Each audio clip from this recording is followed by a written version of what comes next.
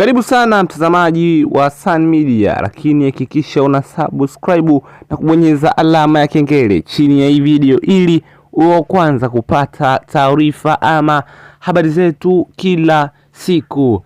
Ni Simba Sports Club katika dirisha dogo la usajili wamerudi tena kwa beki wa kushoto wa timu ya zamani ya Al Hilal Omdurman na beki wa timu ya taifa ya Mauritania, na si mwingine ni Khadim Diaw ambaye kwa sasa yuko kwenye mazungumzo na hao wababe wa Afrika, Simba Sports Club. Lakini mbali na hivyo, mchezaji huyo yupo katika mazungumzo na vilabu kadhaa. Yupo mazungumzo na JS Kabylie, wanamtaka mchezaji huyo, lakini Raja Casablanca wanamtaka nyota huyu, lakini nao Simba wapo wanamtaka mchezaji huyu.